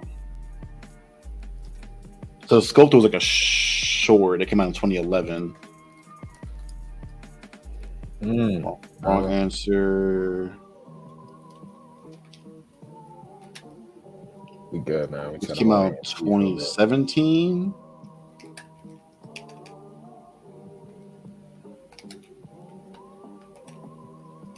So he had one short film that came out before that's listed on IMDb. If there's anything else that wasn't like IMDb credible, maybe something, I don't know. But he had something there. But I say that to say that like very rarely is a studio going to give you control over a big budget movie without some sort of like resume. Mm-hmm. And I doubt those movies are like They just handing out these Randy throwing knives. Like back when that shit was super hard to get. Bruh, like that shit was a job to get. Nah, just get it. I don't even want it. It's like, oh, another Randy's. Thanks.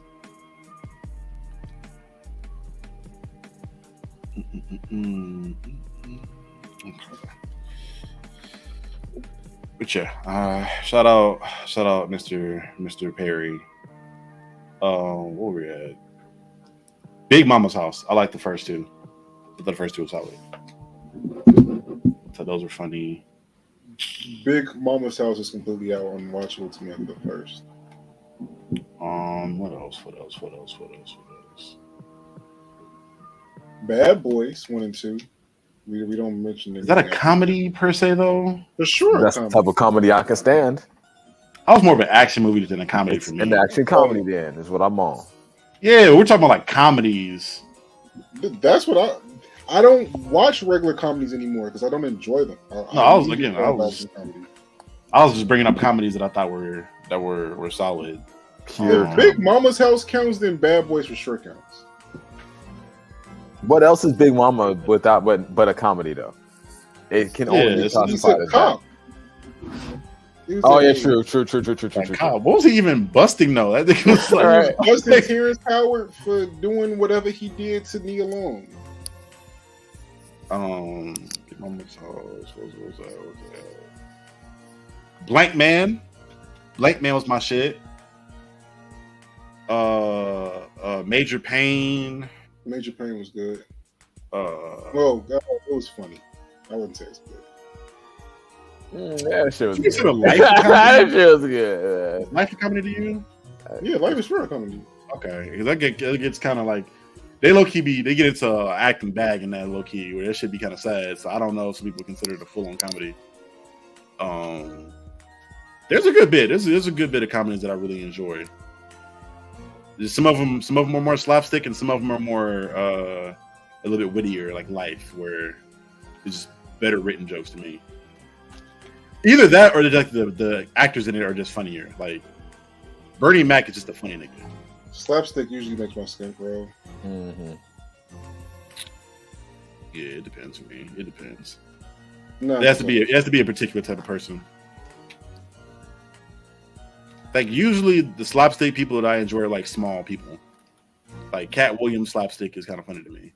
No, only like slapstick person I can say I've enjoyed for more than one movie is probably like Adam Sandler. Yeah.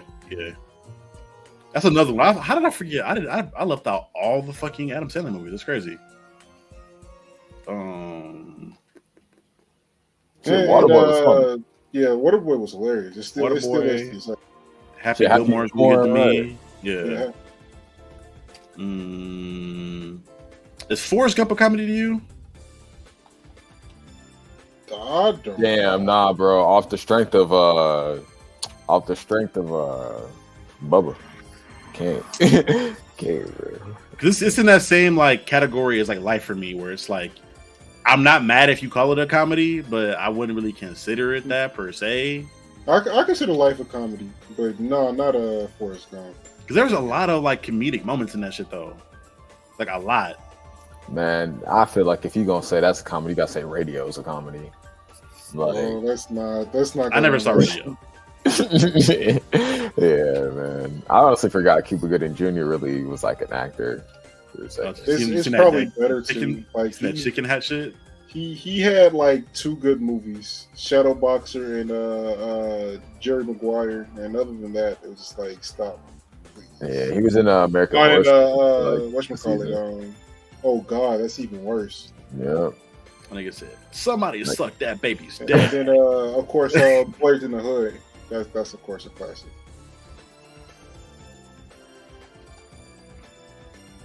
Even though I do think that's a tad overrated, but I'm not gonna knock a Hood classic. Didn't Spike Lee direct that? Yeah, I ain't gonna hold you. I'm not a huge fan of a lot of Spike Lee movies. he has one good movie, and that's Boys in the Hood to me.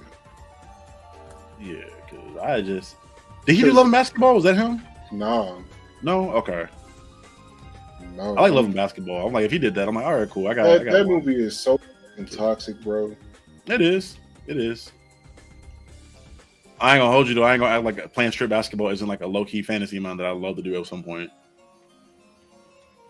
If I got a girl that hoops, I'm like, part of me wants to date a girl that hoops just for that. I don't even care how good you are. Just strip, bro. Just take your clothes off, and we can just get directly to it. All we gotta. Right. Well, I Foreplay, gotta Foreplay. beat your ass in 21 first. Foreplay, man. It's like you not. No, but not- the thing about that is though, like that game that they played, she said, "Play me for your heart," and he started busting her ass On a bro. torn ACL, nigga. He said, "Oh, you want these buckets then? That Okay." nigga said, fuck you. That nigga had one good knee, and she was like, "Oh, this nigga got a bum knee for sure. I got this." That nigga said, He "Fuck said, you." "Give me these buckets. What are you talking about?" That shit was hilarious. Like that's a comedy to me, but it shouldn't be. And they had all State Dude was in there, right? Yeah. Do you know that man's name? I'll say, dude. I know he was in 24 and he played the president and he killed that shit. Yeah. But that's all. Damn, 24 was so good to me. For such a 24 long was time. cold, bro. Like, But I got shit. a whole different weird connotation towards that show now. I'll explain that one off camera. Okay, bet. Because now I need to hear it. Because that shit funny. Yeah, off camera. 24, fucking person of interest. You know how I feel about Hawaii 5-0. Like, it just I all fuck with Hawaii 5-0. I fuck with Hawaii 5-0. Hey, man. I can't. Hawaii 5-0 is the worst out of all of those, but I do like this thing. Did you watch the original one? Yes, I watched the original one. Ladies, And yeah. the new one. That was, I ain't gonna lie, that's probably like one of my favorite classes I ever had in undergrad. It was like the cops and media class. It really just like broke down all the cop shows from like very beginning up until like modern day and like why they were made and their effects on society and whatnot. Man, I had to.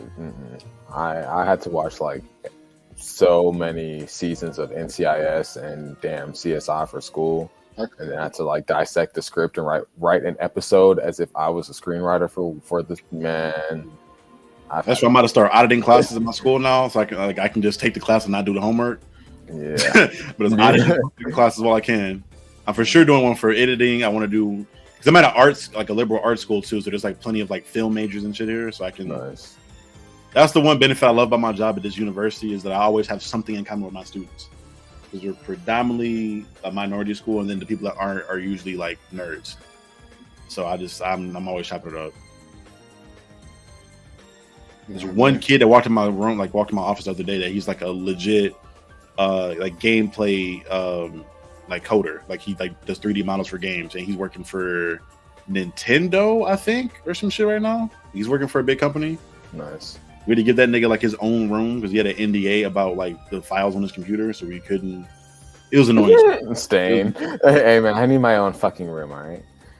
Just yeah. He's cool dude. He's a cool dude though. I fuck with Buddy. But it's like just shit like that. I'm like, man, I'm taking advantage of the fun of the job while I can. But I don't know. I've always had a aversion to cop dramas. Like even as a child, I just had a aversion to police in general. Never had any good experiences there. me either. Understandable. I think that's why I like the weird buddy cop shows in general, is because usually they're not cops, or there's like one's a cop but not really. It's like shows like Lucifer, Rosewood, Bones. They're like one's a cop, but they're kind of like not really a cop that makes any sense. They're kind of morally gray, and the other person's just like a random off the wall personality. So like Psych like that. That nigga was actively like, I don't want to be a cop, but I'm gonna solve these crimes regardless. Psych was tolerable. I'm a sucker for buddy cop shows. Like any kind of weird buddy cop show like that, I will binge, nigga, because I love them. Yeah, so you want E-Connect there. I mean, buddy cop stuff, it's either hit or miss. Like you either do a good job with it, or you end up with what was that show with Rosewood? Yeah, that shit was weak as well too. I love that shit, bro. That show's that's more stressing to kill that shit. That show's hard. That Lethal Weapon show was also really bad too. Well, actually, after the first season, the first season was solid, but after that, I was just like, what are we doing here? I was a Lucifer addict for a minute. I ain't gonna Lucifer. I was an addict. I was like, Lucifer. Hello, Detective. I was like, my nigga, bro. When they got canceled and Netflix picked that up, I was like, yeah, Netflix. Yeah, I fuck with y'all for that. I wish they pick up Rosewood. I'm mad as fuck that show ended on a cliffhanger. I'm like, my nigga, you gonna cancel the only cliffhanger of the season. That's nuts.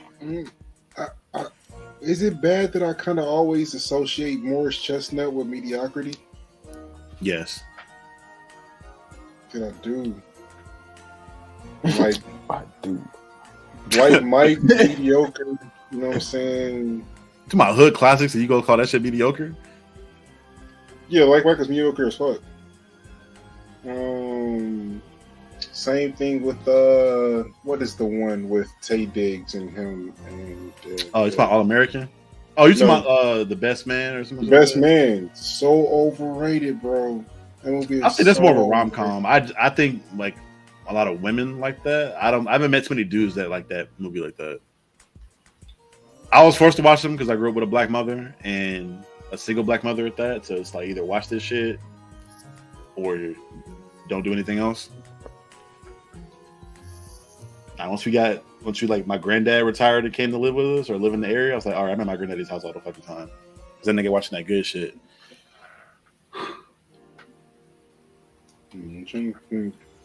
I mean, Boys in the Hood is probably the only movie with Morris Chestnut I can think of. Like I said, like genuinely good. Let me think. I don't be knowing too many movies that niggas in general. I ain't gonna hold you, like shows or movies. Like I know he has a long resume, but I can't tell you like any movies that he's really been in off the top of my head. That's the point. That's why I associated him with mediocrity, because you usually remember good things. But yeah, I guess. He's just an older actor, and most of the stuff he was in was way before me. Like before, and also his genres, run was like early 90s, late 80s, early 90s. Like, so yeah, that way before you were born. Well, not way before, but. And even then, they were in like genres that I really didn't enjoy like that. Like, again, I was watching nothing but nerdy shit for a good bit growing up early. If I was watching any kind of like, if it wasn't like a sports movie or it wasn't a nerd movie, I wasn't really watching it as much. Like I didn't watch a lot of crime shit unless I was with my granddad. That's a list I do want to do eventually. Best sports movie. That's gonna be a tough one. It's gonna be a really long short list. It's gonna be a really short list. No, it's a lot of good ones out there. Like Mighty Ducks. Bro, I was randomly thinking about that movie yesterday. I just started randomly going quack. Right. I think most of the best sports movies are like off like the weird ones, like hockey. And I just like For me, there's like maybe a handful of football Man, movies. my favorite one, Remember the Titans is great. and Gridiron that's Gang one is of still them. one of my favorites, bro. Gridiron When you Gang put is up the up water there. bottle was like my dead homies drink before you. I'm like, oh shit. Those Like, two. yeah, I like The yeah. Blind Side a lot. 1 second. Yeah, you can miss me. Honestly, Shouldn't think. I'm just Coach not Carter? a fan of Sandra Bullock. Coach Carter is great. Yeah, Sam Jackson. Nigga, you already When know. did you stop being a fan of Sandra Bullock? Was it miscongeniality? I said I've never been a fan. Okay, man. He said, I said, it She's ain't one of never. those people where like I don't hate her when I see her, but I'm like, oh, Sandra Bullock, cool. I put her like Jennifer Aniston in the same group where like I'm not mad when I see them, but I'm also not excited. I associate Jennifer Aniston with one of the things that I hate most, which is Friends. So I mean, that's a thing. I could care less about it. I don't hate it nor enjoy it. I've I never watched it. despise that fucking show, and I also despise people that like that show. Because why the fuck? Yeah. I don't think I've seen an episode. Oof. I mean, not intentionally. Oof. I've never seen an episode. Hate that shit. People talk about. Have I you mean, ever that's- seen Living Single? It's the same show. It's just without black people. Yeah, why are you surprised? Yeah, it's like the case for a lot of those sitcoms from like that era. Exactly. Why I dislike a lot of them from that era. And most of it had to do with the fact they didn't think black people liked that shit, and black people weren't really watching that shit as much. What? I mean, they literally took the concept from a very popular black show called Living Single. No, but I'm like as far I'm not talking about I'm talking about Living Single and shows like that, like at the end of the day, those kind of sitcoms. Yes, at the end of the day, Damn, We didn't think Those- that black people like sitcoms. at that moment in time, no. At So that the moment okay. in Fresh time- Prince and- wasn't like a thing. Martin wasn't a thing. yeah, The it was a Cosby thing. Show wasn't a thing. It was a thing. Family in that Matters era. wasn't a thing. Like the list. Those are goes very on. different types of sitcoms, though. Those are ones that I think started off that because at that point in time, like those studios did that shit based off of who was watching that shit. And if you were tuning in to watch it, at the end of the day, the thing that they love more than racism is money. And if you're watching it, they're going to put it in front of you because you're watching it. If they weren't making money off of it, I'm guarantee you they would have churned that shit out more. And they did once you get to shows like I think the Cosby Show kicked that shit off, and then you start to get into that like What was, you the see it. show, what was the show with JJ in it? You talking about Good Times. Yeah, bro. And then that shit, my parents always called me JJ. those shows got like, canceled though. You're like Good Times. Bro, What was the one with Red so Sanford in it? Sanford and Son. Sanford and Son. Those shits got canceled. Yeah, After but the that Cosby- didn't after stop my Cosby- parents from talking about it every day. Seasons, bro. Like they ran forever. After the Cosby Show hit, you saw them niggas just pumping out black sitcoms after that. They were pumping them shits out at an exponential rate because them shits were being viewed at a high rate. Yeah, and that the Cosby Show came out before Friends. Yes. So I'm trying to understand the point that you were making. I'm saying at that moment, because you said Living Single came out before Friends, right? Yes. You said the Cosby Show came out before Friends, right? Or before Living Single. Did it come out before Living Single? Yeah. It came out Wait, no. beforehand? Living Single came out first, and then Right. they came out with And Friends. then the like Cosby that. Show came out, right? Cosby Show came out way before both of those. Came out way before both of them? Yes. Way Oh. before. Gosh, I don't tell you at that point. Either that or some other shit was going on behind the scenes because I don't know Always some other why. shit going on behind the scenes. I mean, Yeah, because it's not pretend. they after they started pumping them shits out in the late 90s, like black sitcoms. Because we talked about a lot of that shit in the class, like showing how like they recycled a lot of the same actors from like Good Times to Sanford and Son. Like those shows would do well, and they would just like move these actors around to each one. Mm-hmm. And the person like John Amos was one of the people that like really like took a stand in me and like, all right, bro, we need to do better about these shows and write them better so black people will watch these shows better. Him and Cosby were like the two people that like really like pushed that shit forward as far as writing them in a different manner. He was low on B.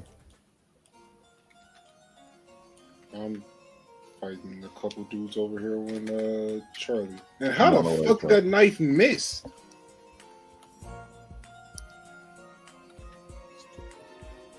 That's another person that like I'd be like, I know he's been in a lot of good shit, but I can name a movie he's been in besides Coming to America. Talking about Eddie Come Murphy. back, Charlie. You want to John rip? Amos. Huh. He on the water dawn on the fact, man. Like I swear to God, I be seeing him in a The lot of Wall shit, but I Radiance. cannot tell you what it was. Yo, we on this comeback, man. Fuck.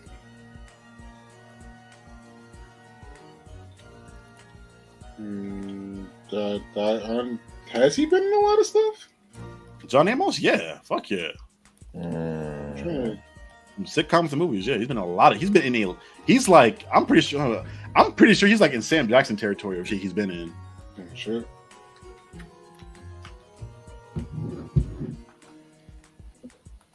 He may have more than Sam Jackson because he did a lot of shows and a lot of sitcoms. I mean, if you've been in shows, then you're usually going to be making less individual content than movies. Because I mean, shows record for longer. Yeah, but they usually record them shits in bulk within like the same like couple months though. Versus movies that film for like over the course of a year, those are usually done within like what 2 months. I mean, it varies. Like some movies take a year to record. Another one can take 3 months. Another one can take a week and a half.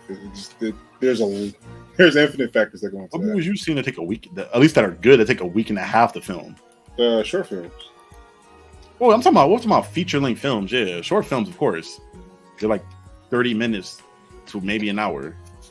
But we're talking like a full feature length film. Them should take a long ass time to record. Shit, And it's usually due to set changes and location changes. Because for whatever reason, they want to go to like across the country, across the world to film some shit there, or like build a set on some random ass place. I mean, if you're talking like a high budget film, they'll do all that. Low budget stuff, I mean, it's usually like maybe 2 locations, if that, and it's they make use of whatever they have on hand. Sure. I mean, usually they're building different like sets on a set. It's like I know like a lot of horror shit like because that's probably as low budget as you get as far as you getting the most out of the least. They will literally like build a whole house on a set and then just record out of that one house or build a different part of the house on a set.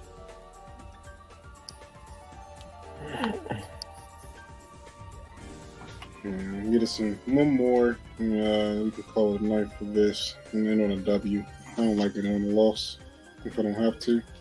It was.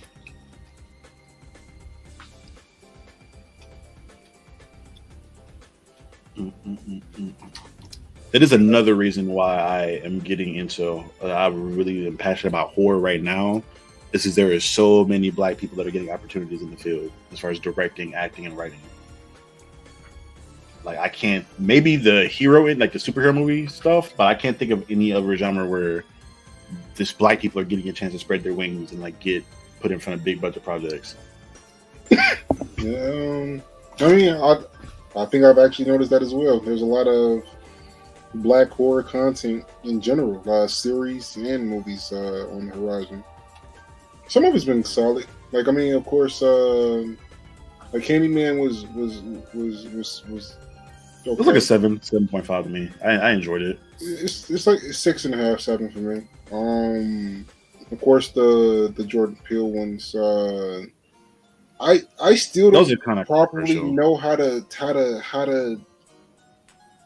like Swarm is such a weird anomaly of a thing. Because again, they have great performances in it, but also like, what the fuck for some of that shit? I don't know. That should just seem like Atlanta, but horror for me. Like as far as how weird it is and how it's shot. The Afro surrealism, yeah.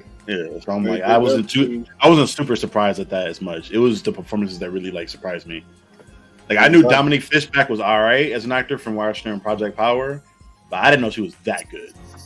Yeah, I didn't know Billie Eilish could do that. I didn't either, bro. I knew she had some kind of acting chops, I guess, because her family are all like they're all artists, and like her mom was an actor. But I didn't know she was doing shit like that. That shit was nuts. Side note: if you didn't know, Dominique Fishback's also in Transformers 2, so she did a pretty good performance in that. She was like one of the leading characters in it. The Peele movies. Those Nita Costa did a good job in that. I'm really excited to go watch this movie, Angry Black Girl and Her Monster. I'm waiting on that to get into I've seen theater. some previews for that, and actually, that looks like something I will go watch. I will go there to see that. I'm excited about that. That's the one with the it's like animated, right? No, it's not. It's not. Yeah. Essentially, this girl's brother gets killed either by gang violence or some kind of shit, and her perspective is that death is Yeah. It's like a Frankenstein kind of thing. Yeah, it's an homage to Frankenstein. Yeah. So I'm excited to see. Okay. Black director as well. What am I thinking about? Or just as a genre in general, bro. Like if you look at I love it so much as it's so inviting and friendly. Like when you look at the behind the scenes and shit like that, or all the different directors or whatever else, those directors and producers keep a lot of the same people on these movies throughout this in trilogies because they're like a family, and they're so inviting to all, and they're really inclusive with Black people, other minority, like whoever it is. It's been a really inclusive like genre of film. And then if you're going to a con, like there's almost no drama at a horror con because everybody is like, even the shitty horror films, people enjoy them, and there's something to like about them. Like because the community is just, oh man, I love being a nerd and I love comics and shit, but comics and like the anime community can get really fucking toxic. Nigga. Oh yeah, train. Horror, bro, it's like everybody's just, it's all love, it's all peace, nigga. That's how I feel getting on set of these short films. Like when I linked up to do like I'm working on a short film, The Last Jedi. Like just seeing all these dudes so hyped for Star Wars and coming dressed up in robes and lightsabers that make noises and retract and fuck, I'm like, oh wow, all right, y'all are in it. Like it wasn't a bad vibe on set. It was hot as fuck, but everybody was smiling and shit. Okay, dope, man, fucking dope. Granted, a lot of the toxic shit is just niggas online. Like most of those people at conventions aren't like, they're probably toxic, but they're not going to do that shit in person because they're what we like to call pussy. I mean, I am all for having a peaceful time recording and stuff for a set, but I do feel like when people are passionate about a thing, arguments are going to happen in some way, shape, form, or fashion. Because if they don't, then I don't know if the passion is really there equally for everybody. Like if you don't have well, not necessarily a conflict of interest, but like if a person doesn't feel strongly about something in one way, and another person doesn't feel another way about a thing, I don't think that they have the equal level of care. That's from me. That's from what I've seen in things. So the two things I'll say to that like people like agree 100% like cleanly on things, and it comes out at a high quality to me. So the two things I'll say to that: one, it's not that they don't disagree; it's not toxic. And the disagreements, like usually the disagreements are usually over like the scream mask and like the design for that, and how long it took for them to find the right mask before they found it. It would be shit like that. Like they don't adamantly disagree on the concept of something. Usually when they're coming together, there's not as many egos. Like if you've seen egos in horror, it's usually from like the fucking Weinstein brothers in Scream, or like the bigger higher ups that aren't really involved in making the movie directly. It's people that just put money towards it, that want to see something specific or want them to be called something specific. But usually whenever they're making it, it's the director leading that, and he puts the perfect team around him where they all have a similar vision. Like if you all know what you want to do and know what you want to create, you're not having huge debates like that. And it shouldn't be that hard. It should be hard. Like if you're both passionate about something and share a similar vision, you should be pulling teeth to get this thing done. Personally, at least, like you should be having fun doing that. And I think also that goes to show like the reason why a lot of these directors will bring back the same people to work these sets for franchises that work over like 10 plus years, because they all have the same vision and they know what they know is business as usual. Like, and sometimes you'll see those differences with like the acting. Sometimes that's why like Kane Hodder didn't come back to play Jason for certain things, and they had other people or certain actors and different people like that. But it's usually the differences between like one or two people. The majority of people on the set usually understand the vision and want to get shit done. I feel like if there's too much conflict where you're like, at the end of the day, you have a passion, yes, but are you having fun doing that thing? Yeah. And your passion can show, but I think the amount of joy you have doing that also shows. And it's just Otis being the way that he is. Because if you're working with Otis, a disagreement on how he sees something is bound to happen. And if somebody doesn't match Otis's intensity with that, hey, nah, bro, this is what I see, and this is why I want to do it this way. So Otis can be like, oh, all right, bet. Then it's just gonna come out one way because and it's usually not even that big of a thing either. That's crazy shit. Right. It's just like nobody. It's like, bro, you intense. I don't really want to argue with you about this. If you want to do it, you want to do it. And Otis is just like, nigga, do you care? Because if you care, you would have said something. But then Dev is like, bro, I mean, niggas just want to have a good time on set and not have to do all that. So it's like, I see both sides of it. Because for me, like when I'm having fun making something is when I get other ideas on like additional shit to add on to make it better. Because I'm like, have to think when I'm like, if I'm dreading going to do this thing or going to work to do this, or I shouldn't have to argue to get something done that I'm passionate about. I just like personally, I shouldn't. I've been there, I've done that. I just don't enjoy it because it's usually somebody that wants to dominate a certain aspect of it, and they don't want to share any kind of critique on the thing, and there's no give and pull on it. It's all push. Like nigga, I'm gonna pull it this way. You're gonna come with me. And so what I will say, Otis doesn't really do that per se. For a lot of shit, we'll usually be like disagreeing on one thing, and then usually be saying the same thing about that thing anyway. We just communicate differently. Yeah, that's happened to me many times with Otis. I'm like, nigga, that's what I just said. Well, yeah, but you didn't say it like this. All right. Yeah. I'm a very literal person, and my brain thinks very linearly. So I'm linearly. So I mean, if it's not on that path and I don't see it, you got to explain it to me before I see that other path. So yeah, make it make sense. Like Steve Nash being better than Allen Iverson and Taysom McGrady, right? I actually did have a discussion on that. And you know what? You can have that, Charlie. He's more conducive to winning. That's all I'm trying to say, man. That's all I'm trying to say. Those guys are amazing talent.